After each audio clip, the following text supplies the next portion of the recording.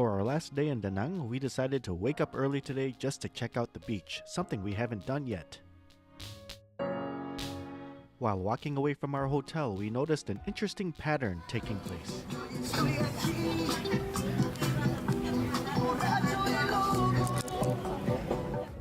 It's the early riser exercisers doing some questionable exercise movements.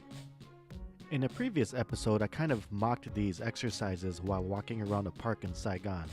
But really, something is better than nothing, right? Also along the way to the beach, I noticed an awesome seafood restaurant preparing to open for the day. I stepped in a little closer because I wanted to take pictures of the cool octopus tank. As I was snapping away, the old owner man came out and gave me a glaring look. Sorry, dude, I just wanted to take a couple pictures. Anyway, I did. Haha. Just a couple blocks more walking and we are at DaNang Beach.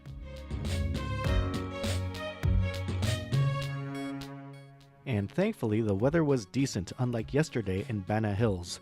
The mountains in the distant background were beautiful. And the rolling waves were definitely thirsty.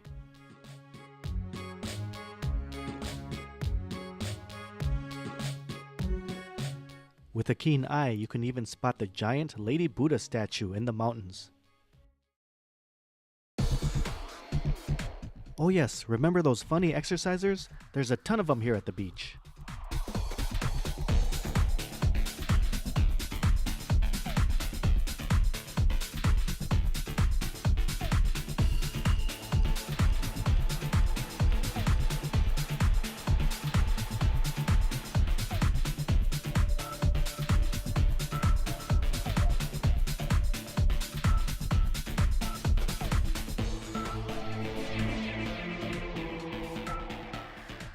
It was so prevalent this morning that it totally got me in the mood, so I decided to make up my own.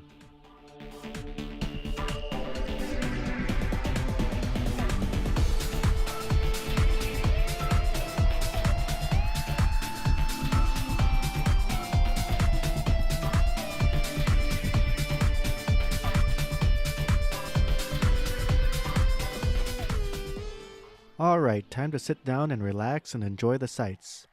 After all, this could be the only time during my entire Vietnam trip that I get to enjoy the ocean.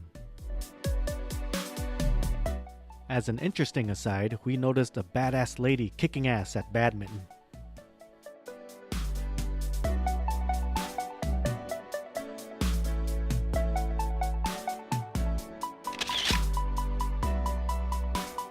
We definitely didn't regret waking up early to go to the beach, but now it's back to the hotel to do some pre-packing and get ready for breakfast. But let's appreciate the views one more time from our hotel room.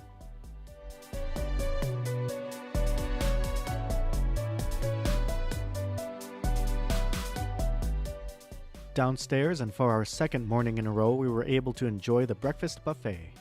Fried rice for breakfast? Sure.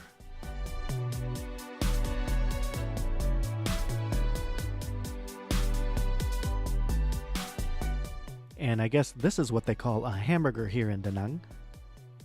Although the meat inside the burger was a little sparse. This golden jelly spread, however, was amazing.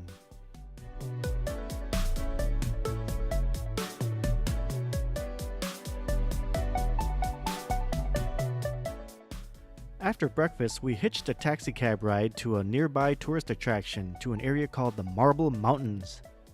About 10 minutes from our location, it's basically a group of mountains made of, yep, you guessed it, marble and limestone. But there's a temple there with caves that people can explore and take pictures and stuff. So we wanted to definitely check it out. And there's the temple. But to get to the temple, we had to walk through the street market area. You can kind of think of it as their mandatory gift shop. The vendors here were particularly aggressive, but that's okay. Perhaps we can pick up a few gifts for family and friends.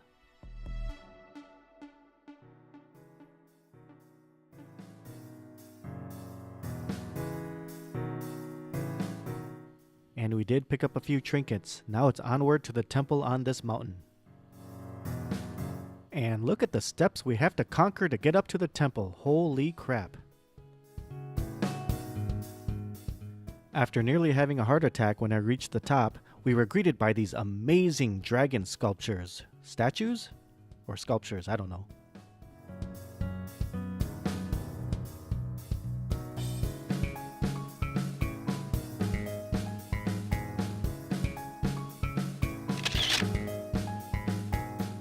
So I guess there's another formal entrance at the top. Inside, tons of people wandered around, burning incense and praying for good fortune. So we decided to partake as well.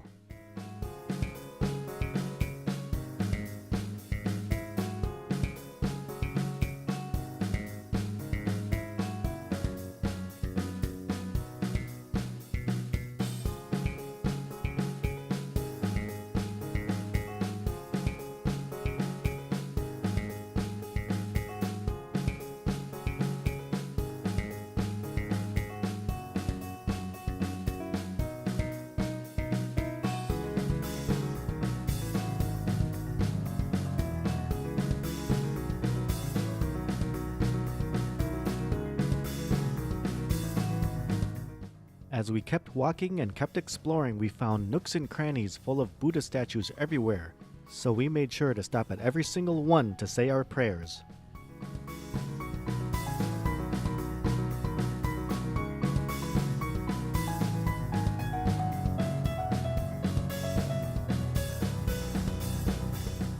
As we got deeper inside the mountain, there were even more little caves and nooks and crannies with Buddha statues. Although here, there was a volunteer who insisted on helping us to every statue to pray. Thankfully, he spoke mostly to the woman as his accent was so thick that I have no clue what he was saying. Of course, he's working for tips. The scattered spots of natural skylight from above provided beautiful illumination.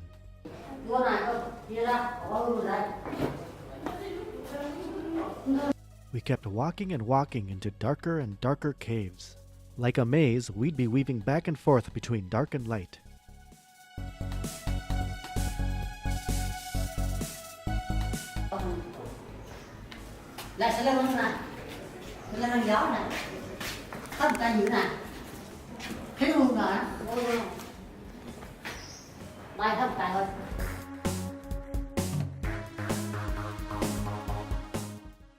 Look at all these other tourists. How come the volunteer doesn't bug them?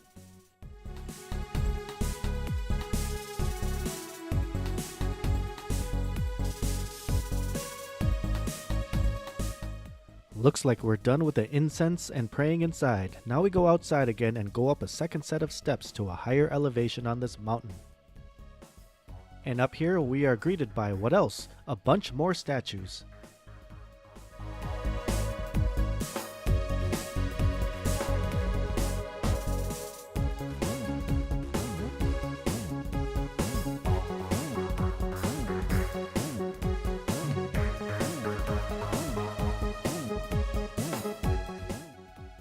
Near the edge of this side of the mountain, we got a fantastic view of DaNang.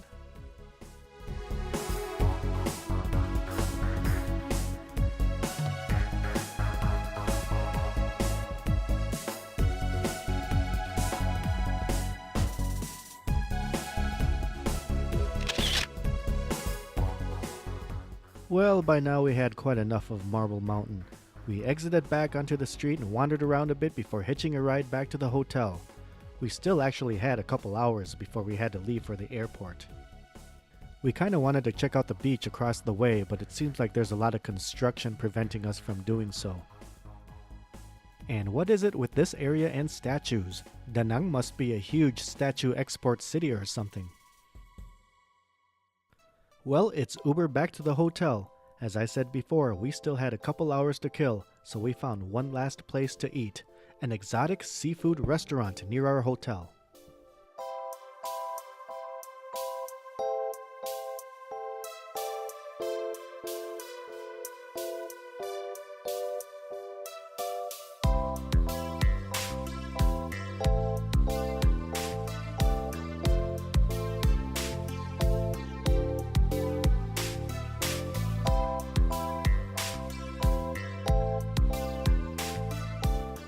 Similar to Hoi An, this place has hanging lanterns, which I can imagine would add some great ambiance during the evening hours.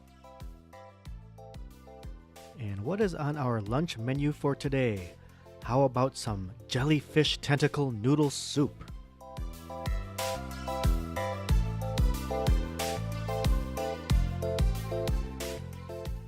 Included in this tasty dish is also fish, squid, and shrimp.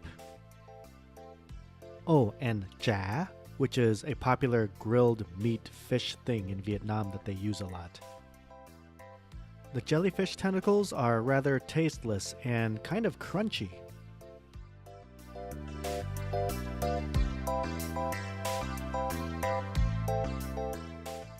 Gross, the woman bit the head off of an entire squid, whereas I just ate the entire thing in my mouth.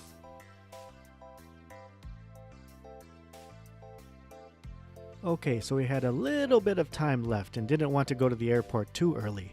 We walked right back out to the beach, just a block away, and said our final goodbye to the ocean and mountains.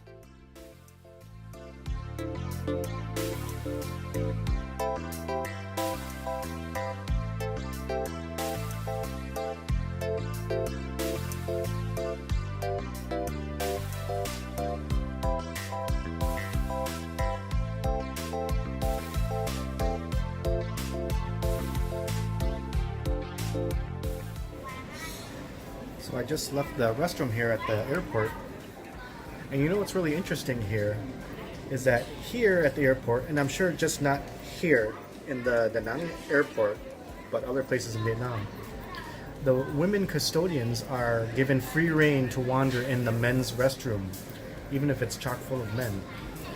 So they can just do their own business and work. I just saw one walk right behind me. She was in there when I was peeing. Well, it's time to board the plane, where we were greeted by hot girls and ao dais, about a 1-hour flight back to Saigon.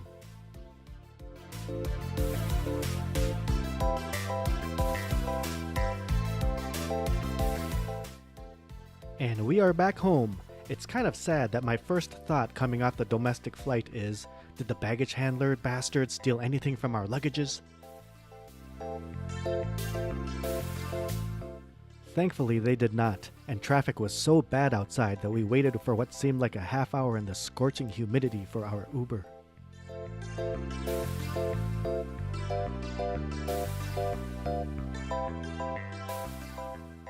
As we were driving home, I noticed a dude wearing a Captain America helmet. Kinda reminds me of the cheesy 1979 movie. I was also reminded of another pattern here in Vietnam, one that's all too familiar. Little kids are not wearing helmets. The thought of traffic accidents with unprotected kids freaks me out. Well, we finally arrived at our own Bintan district, where we stopped by my auntie's house for some fresh coconut juice. Our last stop before retiring for the evening is at the fried food stand right by my Airbnb for our last meal of the day.